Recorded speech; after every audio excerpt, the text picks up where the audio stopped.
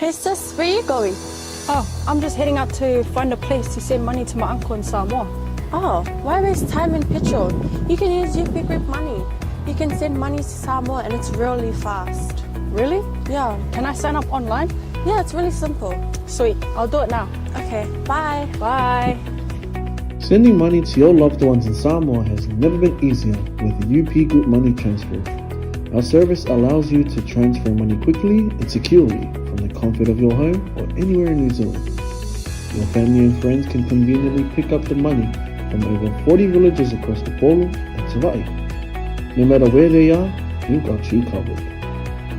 Our user-friendly online platform makes sending money a breeze. Just visit www.upgroupmoney.com. Sign up and start sending money in minutes. We're here to help. If you have any questions or need assistance with signing up or sending money, please don't hesitate to contact our friendly support team at 09558 2896 or 0800 877 328, or visit us in the office at 6/22 Station Road, Ōtahuhu, Auckland 1062. Experience the ease and reliability of UP Group Money Transfer today. Your family and friends in Samoa are just a few clicks away from receiving your support. Visit www.upgroupmoney.com now to get started. Hey, is it true that your company can help us save money for our trip to Samoa? Yes, that's right.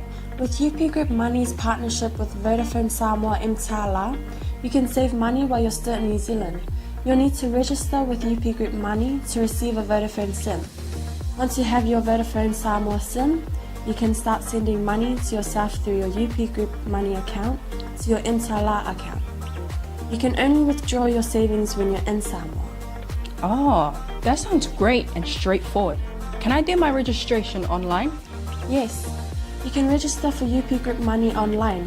However, if you need assistance, you can come into our office and we'll help you out. For 𝚘𝚘𝚢𝚘, you'll need to visit our office to register and collect your Vodafone Samoa SIM. UP Group Money, in partnership with Vodafone Samoa 𝚘𝚘𝚢𝚘, offers you a unique way to save for your trip to Samoa while you're still in New Zealand. Here's how it works. First, register with UP Group Money. You can do this online or visit our office for assistance. Second, receive your Vodafone Samoa SIM. To complete your 𝚘𝚘𝚢𝚘 registration, you'll need to visit our office. And lastly, start saving. Use your UP Group Money account to send money to your 𝚘𝚘𝚢𝚘 account. The best part, you can only withdraw your savings once you're in Samoa, ensuring you have funds ready for your trip. Wow, that sounds really convenient. I can't wait to start saving. Exactly. So why wait? Visit our website to register with UP Group Money today, or stop by our office for any assistance. Make your trip to Samoa even more enjoyable with our hassle-free savings plan.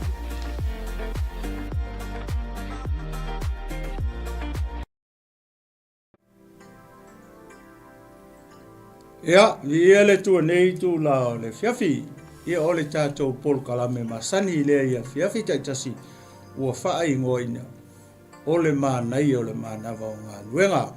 Ia e le ia mataina la le tātou 𝚘𝚙𝚢𝚘𝚏 nei fiafi. Ia o le ase i o tātou a mata mua i se tatalo. Ia o vaile tua lo mātou tamā. Mātou te vi ia pea ma vi ia pea o lau fio.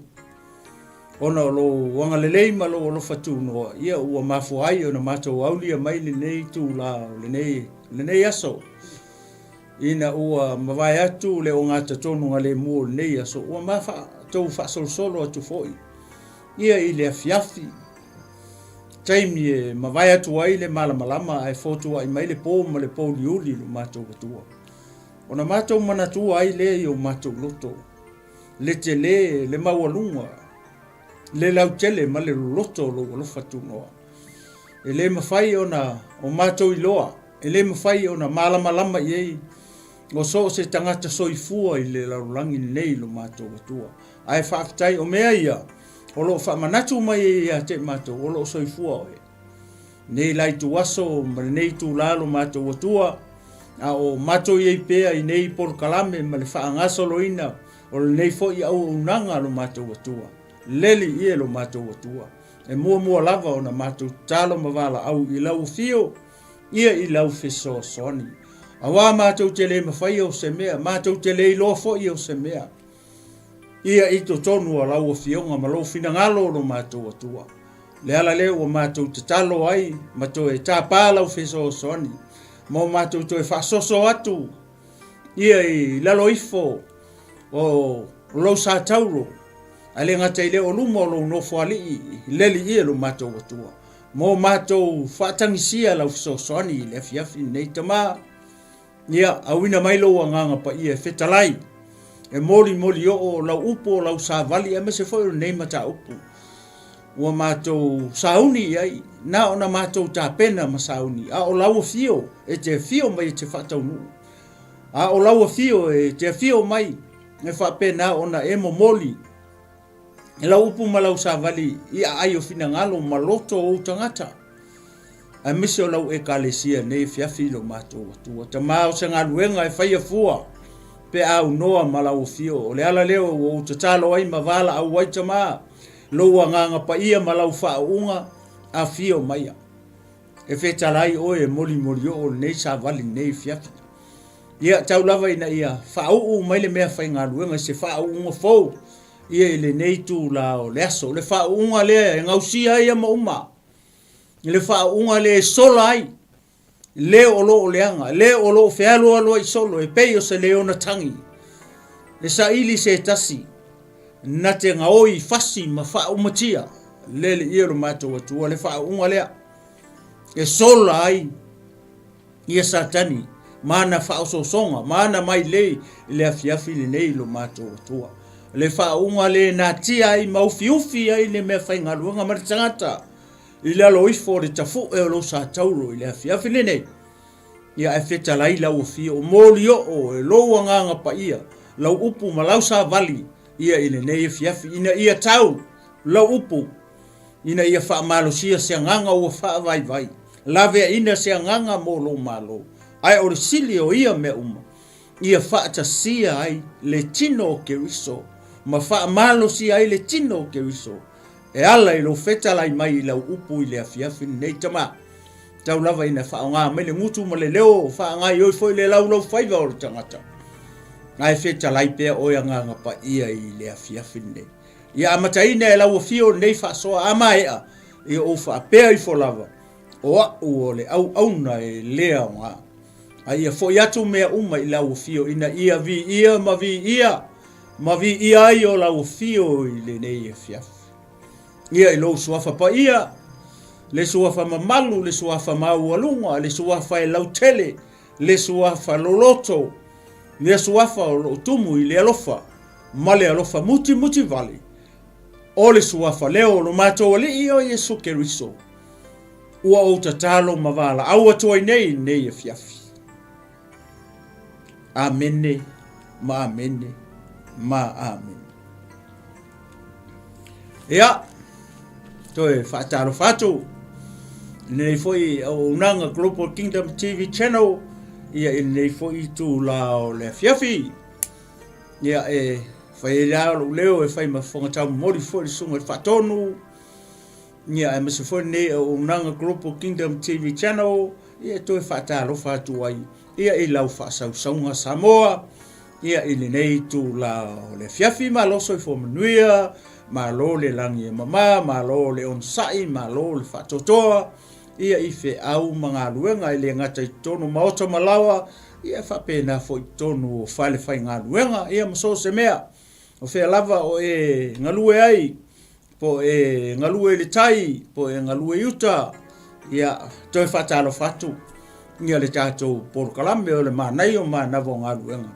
Ia te oe le nei tu la le fiafi. Ia toi fie whatalo whatu fo I le au whai ngā luenga pa ia le tua. O ana au auna, o lo whapena o na tala whauto I tūlu inga umol nei I lalolangi.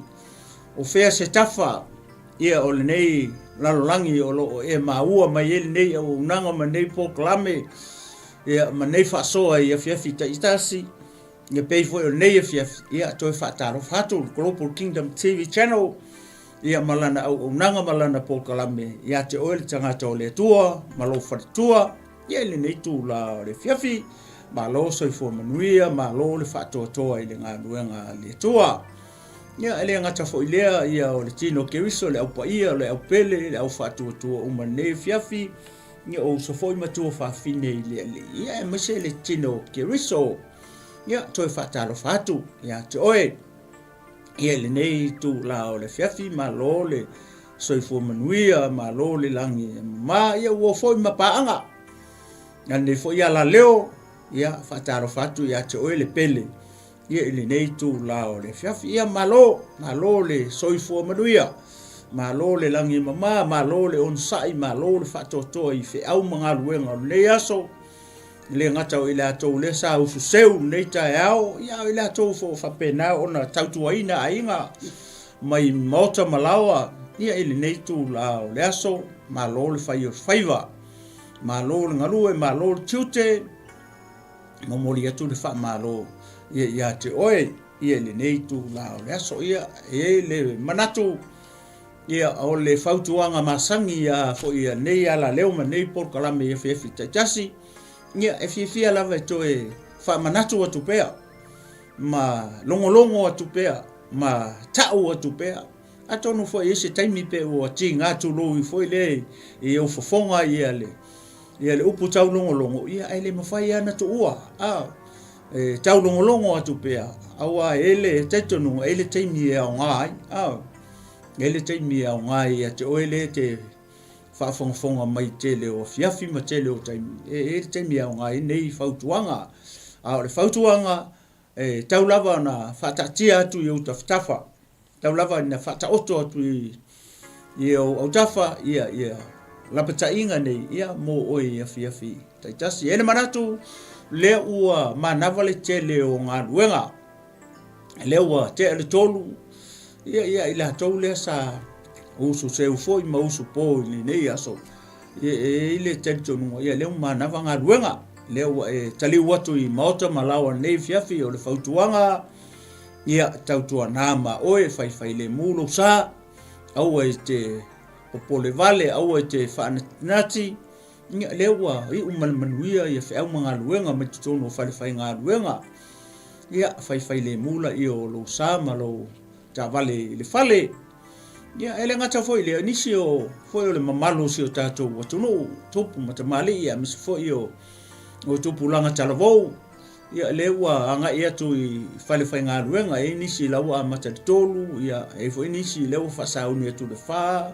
lima ia maleono ia ole whautuanga lava tasi e whatatia atu i o tawhitafa e whamanatu atu ia te oe ia tautua nāma oe lo sao ngale mou aua e te natinati aua e te popole le tatalo ia i ai le file mu le tua i lo loto au e anga ia tu tono whai ngā ruenga a whai e lungo le ala ia whai malie lo sa ono le taimi nei e le taitonu o le makua i pisi ai lungo le awala le taimi nei ni ngata o ila tau lewa anga ia tu i whai ngā ruenga fo i whai ngā ruenga fiafi mi whai ngā ruenga po ia a le fo i matua mai la to le lungo le ala ia wale le amia fo i o alo mawhanau ia i mai le aonga ia i nei tu la ia tautua na ma oe le leo na e tuai le whai ngā ruenga ia a le te taunu usaunga le mu le anga lo whaatopitope ma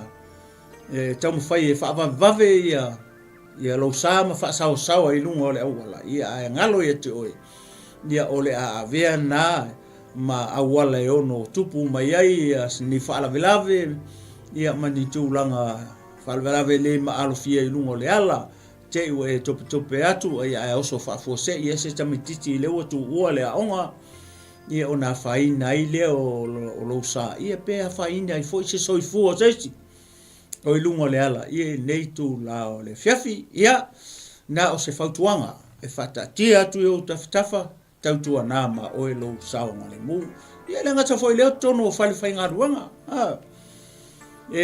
mana o mia telefoi ia le saonga le mu wa o tūla fono ai e tono o whai ngā ruanga e le ai a se fale whainga luenga e le ai ni o na tū la fono i le mea leta o le saunga le mu po le safety ia le ua masani umai fo ia le mamalu o se o tātou atunu o lo o whapena o na afio ma au mau tono nei atunu o New Zealand ia manisi fo ia atunu o nei la rangi le au mau e fo ia tangata o se o tātou atunu le whainga luenga pe o Australia, Amerika, Hawaii, manisi atunu Peritania o whea lava o ia ele ai a se fale whainga luenga ele ai ni o na tūlafunu ia e whaatatau lea i le saunga le mu ia o le soifua ma le ola ia mese te tangata whainga luenga ia o se nai whautuanga ia na o na toe whaamanatu atu pea ni afi e fi uma pei fo i o nei ia so ia te oe lea e te whaalongolongo mai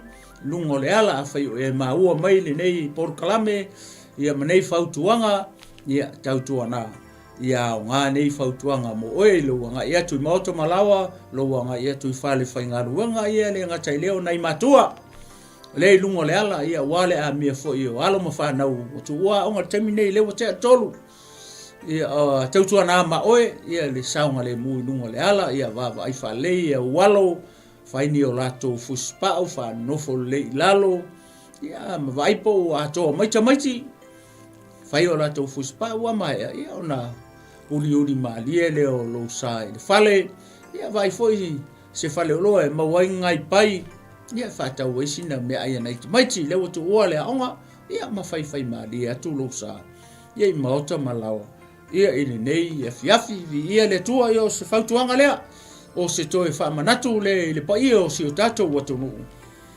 ia ile nei fiafi ai le faitawina la le tato tusi ma tato anga iloe ile tato famalosi ia toe fia momoli atu le fatai ia tato sponsors ia taluaia le o isunga le fatonu pasta Mike Pureta ia ia lo le fa leo atu ai se fatai fo i tato sponsors la to fo lewa tutu mai fo i o la to tau au mo la to au fa pena ona so soani mai le nei ministry ma nei ala leo ma nei ala ata ia e mo mori atu le anga fa te tele le to so soani company uma sunga ia li pule mo la to fa tu au lei e fa pe au fenga luenga uma ia ale ngatailea ia o e kalesia te tasi ia fa pe au ona le tu mo la to fa tua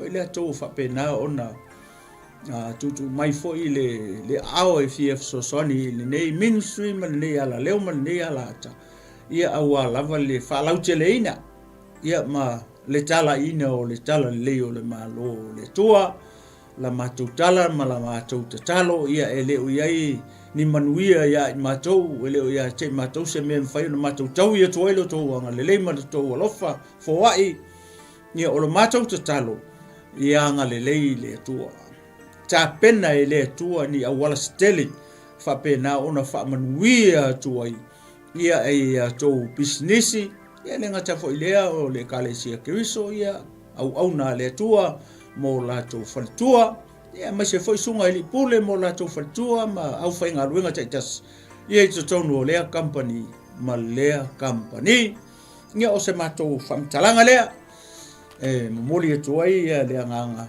faktai tele ne fiafi ona o le touanga le lei ia ma le tou langolango ia le Global Kingdom TV channel ia vi ia le tua e le manatu ia ole a tatou wanga iloa i le tatou whaamalosi ia i le nei fiafi ole a maua se tatou whaamalosi mai le tusi lea o Mataio Mataio e ono o lona foi upu lua se fulu ma le fitu se ia whaangata mai e laro le foi upu muli po le whaifunga e tolu se fulu ma le wha ai fia mata mai la le fa so il foi upu le lua se fulu ma le fitu ia mo tatou uma nei fiafi leila ona o foi lea te fia fai tau atua la vesesia ia na fai ei lea ma tala noa tu tatou tala noa tatou fasoa foi se me te fia fasoa mai ei i lunga o le tatou ala leo lunga tatou Facebook ia manai faali mai so fina ngalo po le ase mea o wavatu ele tua ia te o so ani ia ele tatou polo kalame nei tu la o le fiafi le alala o le au faita o atua vese si o fitfia o te fia tala no atua ia te o nei e fiafi foi po luas fun mar fitu se ia fa ngata mai lalo ile end o le chapter le foi mai oi eso o tou nate mafaya ilona popoli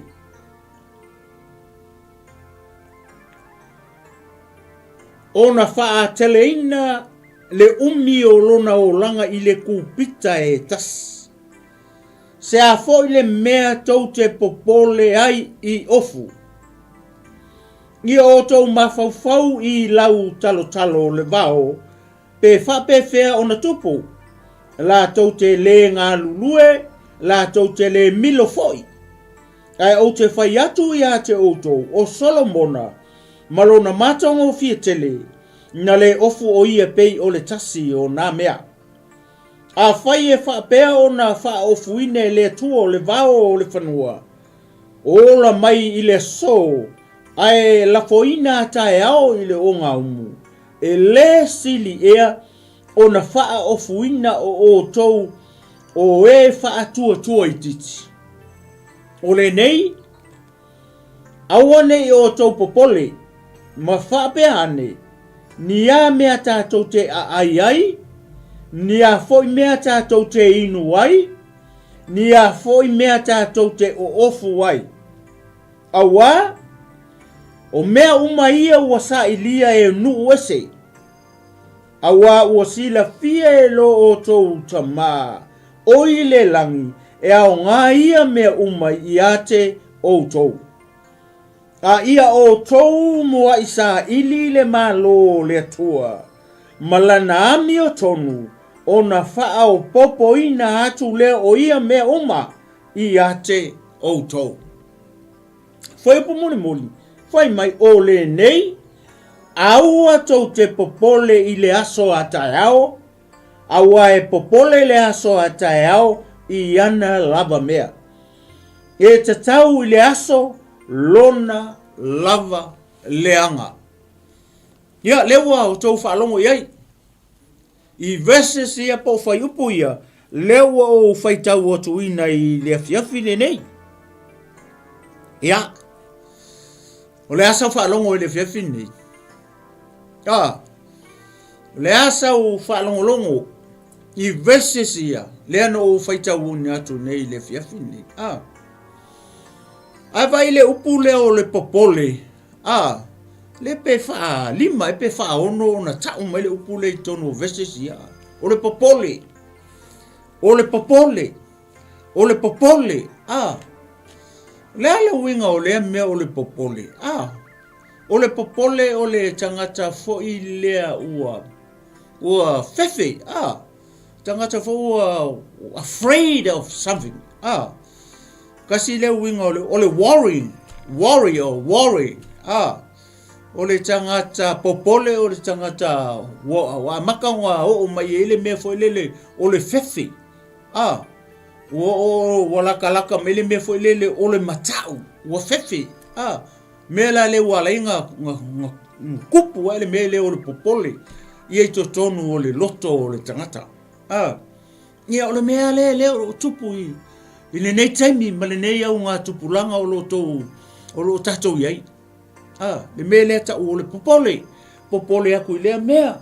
Popole aku i lea mea. Popole aku i lea mea. Popole atu i lea mea. O a mea pa e wawa i le mea le whamatala mai e le tala. O a mea i le whamatala mai e le tala. O le popole fo i lea i mea o le tino. Mea o le lalo langi. Vai fo le i. O popole real mere popole tele e tangata. Popole a tangata o mea ai. O mea ai. O mea ingu. O lava. Le mea le watupu. I lea unga tupulanga ngei ua kako iei. Popole atu tangata i lea mea. Popole atu tangata i lea mea. Popole atu tangata i lea mea. Ai le me le fina ngalo le tua I. Ka ku ke faia mo. O le me le e mawhai o ngawha ke e se ene mea ta o le popole. Le popole o ele te mai moai. Mai moa mai whalongo longo mai. O le mea foi lana e tau foi o ngawhai raka ka ne kau kalau. Langa I foi mea lo te popole e iau. Ka ko uma, o tato uma e mau le me le o le popole. Tato te va aia tu lo o le lava fa soa popole lo.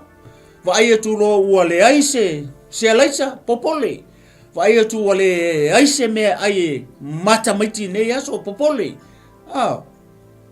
O le mea nga. Wa mea. O mea o le lalo langi. O mea ai o mea inu o lava. O le maa ngai o le tusinga lea. O le a mai ei lai tonu lapata inga mo oe maau. Le mea tātou te whaia. Inga ia mawhai o ngā wa ese le mea lea ta o le popole. E te loa o e sa mo o kele ka ngaka ua. Woki le mea lea ta o le popole. Ai sea, ua pē e le whaku o le si tangata. E pē e le whatu o le tangata i le kele o lo popole. O kele o le pressure. Tele o lo popole le mea, malea mea. Ua makoa I fafa mai lesi popole, malesi popole. Oa mei e tau mai I. O mea ai o vai e ingu o lava. Ai le ngara pau anga. O le makoa I kele wha popo mai e lunga mau ai ka lafu mau long. O lava o tamaiti onga o mea le loku o le kupe whai mea le loku o mea uma. Ia po aise si e mai, oe vai. Ua makua I faku I lunga. Faku I lunga ia. Whawhita hauni. O leala mea le magai ia le vesi le te fia au mai e whafo se itulu. Se o kako kilo ia. Po leala mea le fina ngalo wai le tua. Ina ia tinea. Ina ia ave ese ai le mele ta o le popole le ia o le te mai mo mai markanka le kau kala ku le fefini le anga le fa pe o so e fa so atu le popole ia oi ai le popole kanka le ai ka ko uma e te le o silafia le me fo le o ke popole ia ai sia le anga failo wa inga failo fa nau wa vai faile fa nau wala fa nau fai fo I fa ngau wala fa ngau e o uso e o tu fa fine mo tu ngane fa penga fo ia o e o ku fa finge e o anti e fo o anti e o anko e fo o anko e o nephew mo nises fa penga uma fa ka re ka kala ku kusa le ka ko e le ai mo se me fa pe o sili e tu ai lesi ku kusa le tato o le o nga o le pole tu le fefinge e wha malosia ai oi, e wha malamalama ai oi, wha malamalama ai tātou, I le mea lea ka o le pole, le mea le fina ngalo ai le upo o le atua, ina ia tātou maua le mea ka o le file mu. Ia fale, le file mu e le atua I lo fina ngalo, malo loko makako uma. Ai ele mea le fina ngalo le atua kako ke whaia. Kako le whaia le mea lea. E le kai alu ese mele ta u popole ia ka ko uma ele foi pule I ele mele fina ngalo le tua ka ko ke faia mo nga ka ko faia le mele fina ngalo I ele tua o nga ale o nga mafai le o nga ka ko ese makako so la ese mele ta u le popole le nga kele me ka ke pole ai ese uma me tātou te pole ai ese mea ngai ke pole ai o ke leo loa ese mea o te popole e te leo silafia ale me le tupu o le ai fa popo mai ale si popole I lunga le si popole ale wa e fa longo wa tātou fa longo le upo le tua e le fefini le ala I ele mele I e tātou te whaia ina ia alu ese ila le mele ta o le popole Maya oe ma tātou uma le au keusiano ma le au whatuatua le au pele uso ma tua whawhine le li le au paia le tino keriso Iei le mele o fina ngalo le tua le wa ka o mai I langa upu ka kouke whaia O male o kako popole. Ai sea. Le anga sila fie le tua pe o le upo le tua.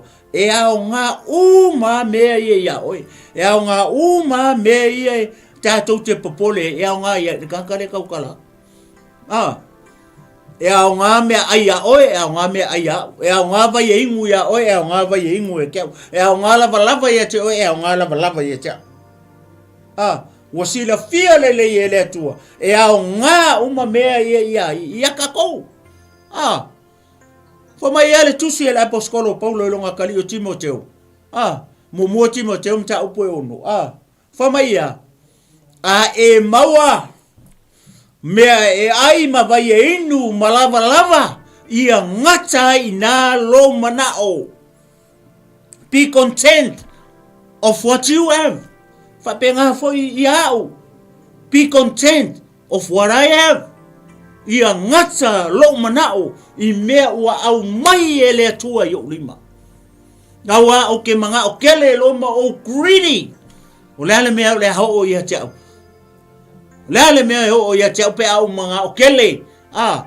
Pe au manga o kele i lava mea ai. Ma mea kele makupe. Le whamai ei. Whamai the love of money is a root of all evil kinds. O le manga o kele i kupe. O le amatanga ngao mea le anga uma. Pea e mana o tele i le kupe. A le te whaalongo ei. Whamai ia ngata lo manao i mea ua ia te oe. Au e te mana o tele. Au e te mana o tele i le kupe. Au e te mana o tele i mea ai. Au te mana o tele i mea ingu, au ane e mana o tele i lava.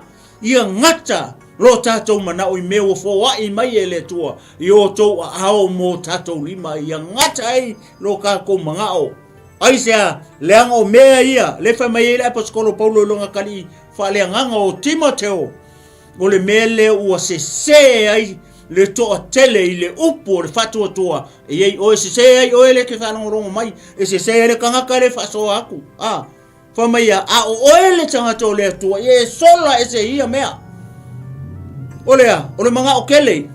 Wa o lo manga o kele malo ngau. E kupu e la lo popole. O le wha makala le mai i totonu ore. O le chapter le verses iango o whai tau atua. Le mea kako ke whai e whalongola. Nea la o whai tau atua le whai. O le mea lea. Le whina ngalo le atua kako ke whai a. Se o kako kirikilo la. Po le ale mea le whina ngalo le atua kako ke whai a. Le anga le wha mai o sila fia e ia e ao ngā uma mea ai mea ingu ma lava ia oi. E ao ngā ia o sila fia le atua e ao ngā mea uma ia. Mō kako uma. Le te whalongolongo mai. Mo tātou whalongolongo e le fiafi nei le upo le tu o sila fia le kua. E au ngā mea umai e ia tātou. Whalongo le fwoi pula le tasi leu ke fia au mai i whafo se kuru. Se o kako kirikilo i pole ana mea le fina ngalo i le tua mo kako mo oe. Maa ulea le tangata o le tua le whamei sola ese. Ie sola ese ma mea ngā. Whalongo la i. E au fwoi pula le whamei. A ia o tou mua isa ili le malo le tua malana ami o tonu o na whaao popo atu lea o ia mea iate o tou. Seek first the kingdom of God, and then all these things will be added unto you. Saili mua. Le malo le atua. O na whaau popo mai eila i o ia mea uma mea ia. O mea ai, o vai e inu, o lava. O mea ia le whamele whiongpa ia le atua. O sila fia e lo tātou atua. E au ngai a oe. E au ngai a ule kaukala aku. Alan mea le whina ngalo ia le atua i. Kako sa ili mua le malo le atua. Kako maua lo le malo le atua. Whaau popo mai loa la ia e le atua. O mea uma ia. Le tātou te popole ai e soma. Lea le wa e whaalongo iai. e mua sa ili le malo o le atua malana ami o tonu. A kako maua lo le malo le atua malana ami o tonu.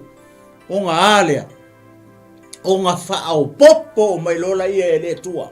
Ma mea ia. Aisia, langa laisi la fia e le atua. E au ngā mea uma ia mo oe. Mo au. Mle tino keriso mai lato uma watalia Yesu. La o lato uma wasalamo. Matalia Yesu e ave mali ma faola. Lo lato soifua ma soifua yola. Ole a salamo. Fa na tato maua. Salamo mua. Ai vava ai le tala inga. Ai one papa tiso mai Yesu le kingo upu mua ia. Ngakaukala ia Ioane. Le tau songa o Yesu ina salamo ia. Ua mai le malo le tua.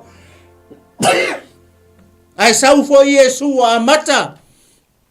Lana tala inga malanga misionga. Ina watuunga i o longa kase no yoangi le whanipui o puai e kasi. Ina salamo ia. Ua mai le malo le tua. O lona winga. E tatau ona tatou sa ili mua le malo le tua.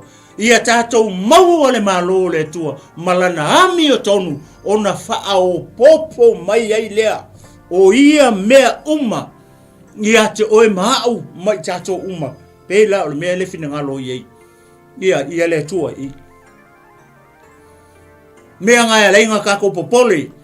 Mea ngai leionga kako manga o nga o kuile mea makako va aia kuile mea o kako popole. Ai sa moa leo e wharongo iei.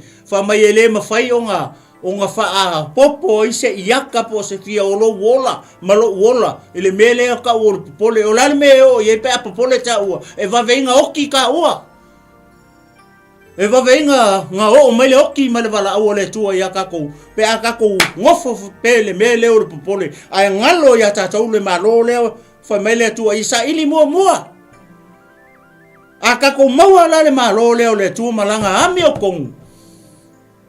Ngā lu ese lo leo le popole lea. Ia a e ola loa i se o langa makua i umi ia lo soifua malo wola. I fea ilunga la langi. Pe a e maua le malo le tua. Le ngakarenga o le ama ko i kumu lo au ka poki le a ko i kumu ia lau pusa aisa le a tumu lo fale ia i mea ai o mea ingu o le a kumu ka poki lo makua makamaki lava aise le anga fo i leo o la tau mau le malo ai ala o nga fa pema popole tangata e ala nga ngao pusa aisa ngao ka poki o ngole a ele i mau e tangata le malo le tua. Na le fa mai isa ili mua le malo le atua malana ami o tonu.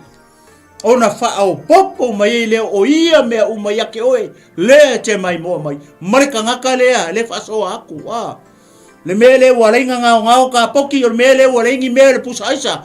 Aisea le anga le o sa ilie tangata e lea. Le malo ele i maua ele tangata le malo le o le atua. Le anga o le malo malanga ami o tonu. Ngā le kaingia kau ke mauai. Wha au popo mai loe le atua mea uma ia. Le popole ei, oi popole ei, popole tatou ia sa uma. Vi ia le atua. Me le lelo tupu. Le lalo langi matangata la tau te le talia ina Yesu. Wa popole mapupu i mea. O le lalo langi ma mea o le tino o le ngei. Ai ngalo ia la tau e le faia mo ka kose me le la rangi ngi pe vai a Maria Mararita le nga afe Yesu ia le tala masangi ngai ke falongo so iai fai mai o le ainga sa fai ma aingo Yesu e afe so iai i le ai le po le ngole ta o Petania sa ia la Salomona tu fa fine Hoi vai le menga fili e Maria. Au Maria leo se kangaka lelei leo langa. O le kenge ka fao vale se kulou le ngei e fiafi. Le fa mai le fionga pa ia le tua. Fa mai si kangaka o le fafinge. Foi le amio leanga. Ke le lopo le ala amio leanga Maria ne fai. Ai lo le awoli le au farsaio foi Le sa i le fale o Simona le fai pa o manu le ngonga wala au lia Yesu e lako e lake ai. Pa mai anga loa e anga o se pelo feka nga ke loa le a mi o le finge le. Ai fa pe o ke ngiki o lako ngu o nga i petania la la malama uma e le ori. Ai mai ser ka ka o ngal fale ka le ngo ai. Ngo ya Simona fai pa o manu. Nga ke loa Maria la ngo ke ngiki o lako ngu. Masangi sa vali aku Maria i afi ma le level bo. Sa vali wala nga fai fa lo le li le. Wala fa lo Simona. Fa ka wai pa o mangum fus pa o povi ma. Ya ko kariela fai fus pa povi. Wala nga luanga le tama lo le tena. Foi le nga ke e fai pa o manu se tu lo pa o kamela pa o oki pa o povi pa o mamoe o le fale o loanga o le tamaloa. Le ala ho e whalongo e vai a Maria. Nga fili e Maria. Kasi an menga fili e Maria. Wailo Maria o i o le whawhingi anga sala. Sau le alo vai o Yesu. Ai whalongo a kunga i kua. Leo mo kuka oka se pa o. Mo mori tangata le o yehi le fili e mu o le ngau. Longa loko i mea o le lau rangi nei. Ngai uanga ko mumu mai kua o le mokuka se anga fai Yesu fai en makai ngai sau soangi mai e kia. Nga le upo Yesu wa pupu ke le loko i mea o le laurangi. O le mea tasi wa fili e Maria. Ele ai ma se mfai ngon koe a vese le mea le fili e Maria. O le sau lalo i vai o le tupu. Le tupu leo le tupu o le malo. O Yesu Keriso. Leo e whalongo e le fiafi ni tato uma. Whawhea ka kusa ilia le malo le tua. Kuke lo le malo le tua le whamai e le tusi a Roma. Whamai le malo le tua le o me ai e le o me e ingu. Ai oli le nganga pa ia ma le file mu. O le mea ngata o le malo le tua. O le malo le tua. O le malo e leva ai e mata o tangata. O le malo fale nganga.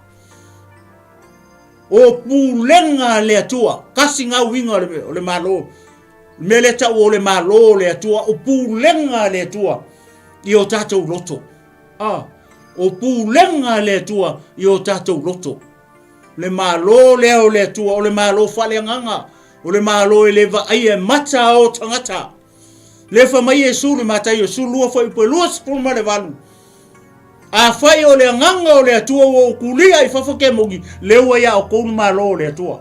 O le malo wha lea nganga. Le malo le atua. Whawhenga kako iloa. Leenga. Leva nga mori mau mai le perfecto Isaia pai whai kauri Isaia ono.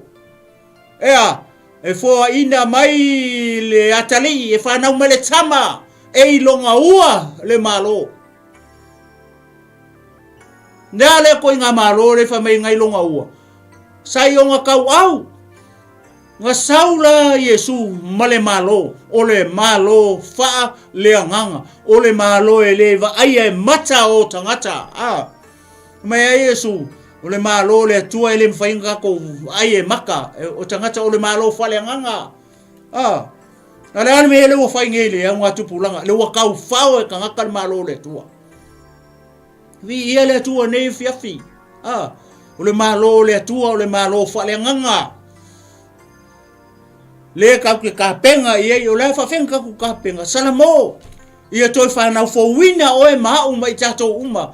I le vai male nganga po i Yesu ia Nikotemo. O nga ia i loa le o le malo i fea. E loa i lalongi. I loa i lalongi. Ko e sao i le malo le atua i fea i lalongi. O lalo ngei ale lalo rangi ngei. Tātou te loa i le malo le tua. Mau tātou sao atua i le malo le o le tua. O le malo le tua o le malo wha le nganga. O whele mana o le le tua e kuu e longa malo le. E kuu i o kakou loko. Whawhea na tātou. Au mai ale malo le tua. Kakou ke kalia. Kakou ke kalia. Ia le malo le tua kalia whawhea, kalia lo kako whakua. Newa umanga wha mamale no whaanga o le malo le tua, po le malo wha le nganga, ua uma whaamama I tātou le koko pa ia o lo tātou wali I o Yesu Keriso. Ne ala ua sau ale malo le al malo whale nganga, sau a sau I o tātou tino. Ngofo I kokongo o kako kingo. Le malo whale nganga. O whea ke alu iai, o whea ke whelua iai, o ngai ke alu ma ave na malo le tua. O le kau ke o ma ave malo le tua. E longo fia o e mau mai tātou. O tangata o le malo, e lo e lau kaukala. E lo e lau tu, e lo e lau savali. Ngai sea, langa le ke alu ma le malo le tua. O le malo faa lea nganga. Talia. Tātou te talia le malo faa lea nganga o le tua. Leo o mga faa mama. I o tātou tino. Leanga o I e kaunga ngofo I le malo le tua. E le ngofo I fafo. E ngofo I to tonu o tātou tangata leo whamai. O leo I koko, o leo I autou le malo le tua o le malo whale nganga. Whamai hai le aposkolo Paulo I a konito. Konito. Mua konito mata upo e tolu, mua konito mata upo e ono. Whamai le aposkolo I a konito. Tau te leilo ea. O tau tine o le malu lea o le nganga pa ia o lea. O le no foanga o le malo fale nganga o le tua. O fe o kako kingo. Leo o mga wha mama I tātou I le toto. O lo tātou wali o Yesu Keriso kako karia. Kako ke le kau e le whapengare malo le tua. Kako ke le kau. O le ale tātou me whai le malo le tua. Se kako o e kalai whamaya Yesu. Yo ko o ako e whai o tau maso I ngō oma ma tā lai atu I ai. Ne tala le lei o le malo malonga kupu ai o Yesu le kupu o le malo lea. Leo e whaalongo I ai le fiafini sa ili mua le malo o le atua o ngā whaao popo mai leo mea umaia ia oe leke mai moa mai markanga lea kaukala aku. Lea ngaya leanga usira fia ele atua e ao ngā mea umaia ia oe maa umai tātou uma e ao ngā mea ai e ao ngā vaingu e ao ngā lavalava e ao ngā kavale e ao ngā uma pea tātou sa ili mua le malo le atua ia kako maua le malo whale nganga o le atua o fe me ku o le malo le atua e ku I ko kongu o kako loko o I le nofoanga o le malo fale nganga o le tua. Le famele aposkolo Paulo I a Korinito. Tau te leilo e o tau tino.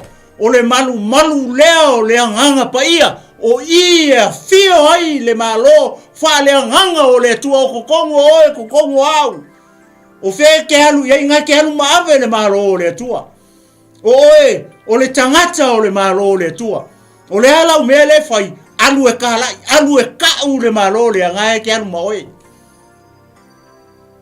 A fai o le ke alu nga o fai kale le ngai o lono winga. Ele o ia o le malo le tua. Ko e va ai le ko e sila le o ia o fa pengar ngaka le fai aku. Ya o le malo o le ami o tonu. Ai fa mai Roma le sufa. Ele o mea ai. Ele o mea inu. Ai o le oli. Ili nganga pa ia ma le file mo. A tātou maua la le malo le tua. Le ale me ho le ha. Mi ia le tua. Mai sau popo, mai sau paki de fiafi nei. O le malo le tua. O le malo fa le nganga. O e sa ungi le malo le. O e sa ilia le malo le. Wa e maua le malo lea. Wa e loa le me tu wa le malo lea. Wa e loa le no foanga o le malo lea. O fea o kako loko. O I le fia tu wa le malo lea tu o kako loko. O le malo lea tu e le kau isesi. Fa fea ngai fa mau ye le kau malo lea tu. Le nga fa masingor kako kupu. Le kupu o le malo. Le nga fasiri ko la wali ya pilako ma. O ea o le tupu o tangata iutaia. Whamea le kari Yesu I. O au o le tupu o tangata iutai. O lo malo e le mai lalo ngei. Anga mai lalo ngei lo malo mangu e kau o onga o au. Sa mole au ke usiano mole au fatu tua kau ke le kau. Kau ke le kau le malo le tua. O le arka ko me fai kalai. Kalai ni malo le tua. Kau le malo le tua. Inga ia lave inga.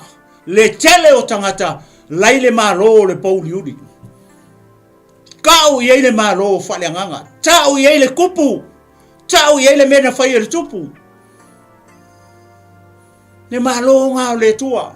Le kau kala i o le malo fale nganga. O le malo e le vai e mata o tangata. Le nga fesili ai le au so. I a Yesu. O le aso e le ngai ka koe fua ka inga ai. Le malo i a Israel. E le fesili le malo le tua. Fai kau le Galuega mua vai upo e valu. Yesu o le aso e le ngai ke koe fua ta inga ai le malo i a Israel. Kia kawa iloa ngai kari Yesu ngā. O le mea le ngā. Ua ku i le pule le tama. Ai le o mai le malo le atua ma le va ai e mata o tangata. Tenga sa mai Yesu malo. O le malo fa le nganga. O le arka ko me fai. Ngā le kako karia. Talia i le whatotua. Au mai ko kongo o kako kingo. Leanga o le malu leo o le malo le atua o fea. O kako kingo. O le nofoanga le fina ngalo le atua e kuku e longa malo. O fea o tatou loto. Wha i keke. Leanga o le fea lolo i solo sa kangi manga o attack oi. Attack le malo le atua lewa ya oi. Ko mai le Mataio sukolu fa ipo suru iwa. A fai e ai se tangata. E wha longo. I le upu o le malo ai le malama. O na luange ai lea o le o lo leanga. Ua sengi ua fao mai le loto. Lea. Le upu o le malo le tua. O fele ei. Lewa kako loko. Lewa i tatou mafafau. Lewa i kako loko. Lewa kako kalia. Lewa tatou fatou tua iei. Ilea le mea na sau nia e le atua i lunga o le satauro. Na sau Yesu e maliu ono o tatou wangsala. Na sau Yesu e lavea i tatou mai le malo le pauli uli. Vi ia le atua i le nei fiafi.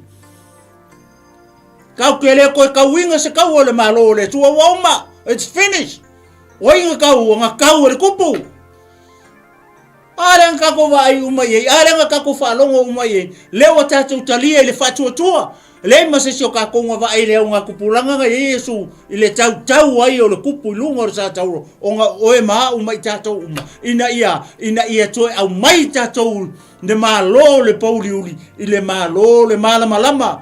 Le malo o Yesu Keriso. Leo e whalongo iei. Sa ili mua. Le malo le atua malana ami o tonu. O le malo le atua. E yeilo ngā ami o kongu. O kako e le ai masaka ko ami o kongu. O ai le ami o tonu le kaukala i le malo. O Yesu. Whamaya. Wa tau ami o tonu ina i tatou ona o le alo pele e toa tasi. O le atua o Yesu Keriso. E mau ai le tatou ami o tonu, o le ami o tonu o Yesu, le waka ami kong hinga i kako, e ala ilo tatou whatuatua, whakua ia Yesu, talia Yesu, o ia o le ami o tonu, e tau ami o tonu, wina ai tatou, o ele ke mai moa, mai markanka le whasoa aku, e le ai masesi e isa ngā ami o kongu, le whai mai le tusi o salamo, e le ai mase ami o tonu i lalo o le la, whai mai salamo, o le whamai perfecta, o la o kou ami o kongu sole, e pisi-pisia le kou ami o kongu pei o le ia o le mai, e pisi-pisia, e mangu leanga, e mu ula, leo e whalongo iei, sa ili mua le malo le atua, malana ami o tonu, lea le mea kako ki whaia, le malo lea, talia le malo whale nganga o le tua. Whamai ai one mua whai pas fululua, a o I la tau, o e na talia o ia, ma whaatua I lona suafa na ia avatu iai o le manuia e ta uai I le atou o whanau ale atua o whanau ale atua o tangata o le malo le atua a whai wa e kalia ia Yesu e whai ma li ma whaola I lo soifua ma so foi ola o oela o le atali ma le afafine o le atua o kako o whangau ale atua ai se le anga leo a kako kalia talia I le whaatua tua awa ele va ise si o kako o ngā alea kwa kau mawale o mea ta o le mea tonu e ke soifua maola I le larangi nei o tato iai ia whaasao o tato o langa I le atua ia so uma o loto soifua ma so fo yola align our lives to God ia so uma ele whape align desi aso ele align desi aso wa va veanga pi o ia leo langa o tangata we vai morka vali e fai ave align pa u fa sa o se wa pipi o e fa penga uma le soifua o tangata e fai a pi o leo langa o tangata le ale me como fai ave ko fa sa tawon to fa sa lo soifua ma lo wola I le atua le I le fa sa o la tato I le atua ai le manga o ka ko e koso mai le atua I lalo le ai o ka ko le ka ki ngofo lalo e fa sa o lo soifua ma lo wola I le atua align our lives to God le ho e fa longo I ai le fiafi nei o le taimi e te mau ai le malo le alau fa mai lo e le ko Yesu popole ni mea ai e le ko Yesu popole ni vaingu e le ko Yesu popole I lava ai sea le anga lewa e mau le malo o le fesili le fiafini ua e mau le malo tele le mau fesili nei e fiafi au e mai moa mai nei fiafi ma e whalongolongo mai le whasoaina o le upo le tua le fiaftingi mo kako uma o ke fesili fo ia uia kia o maua le malo le tua leo le ngā o sa ilia pea le malo le tua sa ili pea au le fa vai e sa ili I le tua kakalo I le tua vala au I le tua langa le ka milu solo kamale pei o sea e pei o se le ona tangi e saua e fao le upu o le tua saua fao le upu le malo mai fea mai I lo loto pe fai kau le Mataio ngai so kolu foi I po se fulu maleiva e le mea ai e le mea ingu pe ngo fa mai Roma school fa ole oli I le nganga pa ia ma le file mu o aia mea o fua o le nganga pa ia ole oli ma le file mu ni ia le tua ia ile nei ia fiafi tato maua lo le malo le ole ale ko iai lo se mea ka o se popole ia tato vai le ka fakai kai le mai le fakai kai mai I la au le fatai tai mai la au fa mai ele milo ele ngalulue o ile faia o ile milo o le akua le milo ele tua le mai ka fakai kai yo ka ko vava ai I la au maka ko vava ai I mangu ra me mangu ngale mai ai mau so e tau fa pe na fo la ka ko pe tato mau le malo le fe mai sai mo vai mangu yo mai wo umana ta pena e le tua la ko me ai nga mai miki sua yo o mai miki sua o o ile milo le mo se sio ka ko e lor ke mi milo e le tua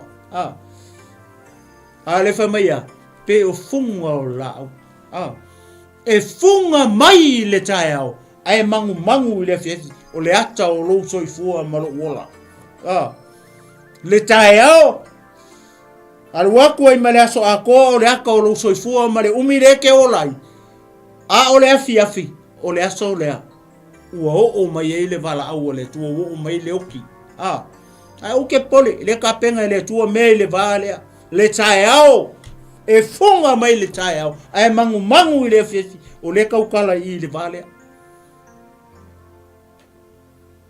o ia kape ngā meia o ai o le atua nge kaukala le kusa mai ai ale fa mai va ia tavita va ia solomonga malonga makango fie ele i ofu i solomonga i mea ai se lenga ka penga fo i ele tua mea mo solomonga ia le tangata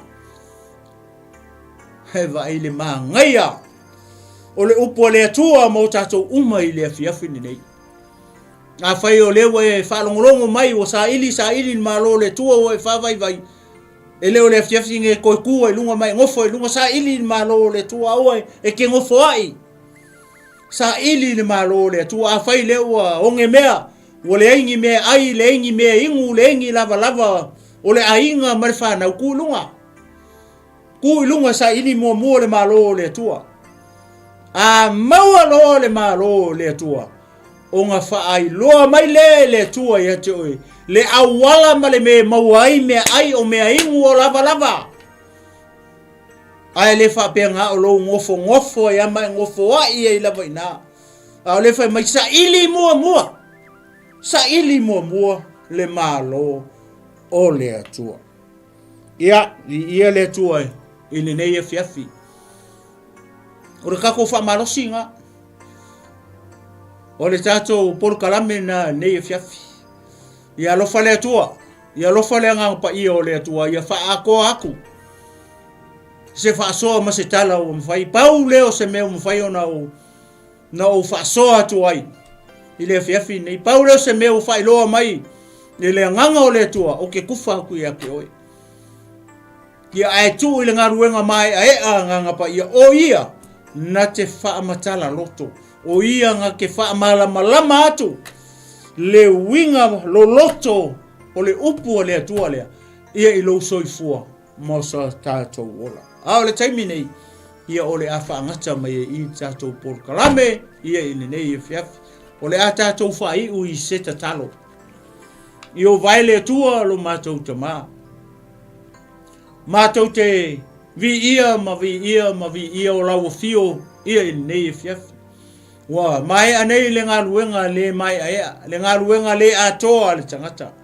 ai wo te talo tama lafo yatu i lo nganga pa ia o ia na te fa atoa o ia na te fa malama upu male nei savali male nei por kalame ia i ai o fina ngalo maloto o lo nu mau tangata ai masio lau e kale sia pa ia i le afiafi ni nei tama ia lafo ia tu ia i lau fio na te moli o lau upu i ai o fina ngalo maloto ia i nei afiafi ia lave ina se nganga mo lo malo au sili o ia me uma ia fa malo si ai le tino keriso ina ia tasi ai le tino keriso lo mato tua se upu se tala wo tau tala ye wo le tusa malau fa fonga anga tama fa mangalo mai ya o lau o ia fo ya tu me uma i lau fio ina ia matuavi i ai o nei maso uma se ia o atu i le whaavavau lava ia i lo suafa pa ia lo suafa mamalu lo suafa maualunga leo suafa lau tele lo suafa lo loto le suafa o lo tumu i le alofa male alofa muti vale le suafa leo lo mato wali i o Yesu Keriso ua o tatalo mavala au atu ai nei ia ini nei e fiafi amene ma amen ia mai ate nei le tinu malo fo mafulu ia o te fatu Samoa ia ini nei tu la o le fiafi to fa soifua Samoa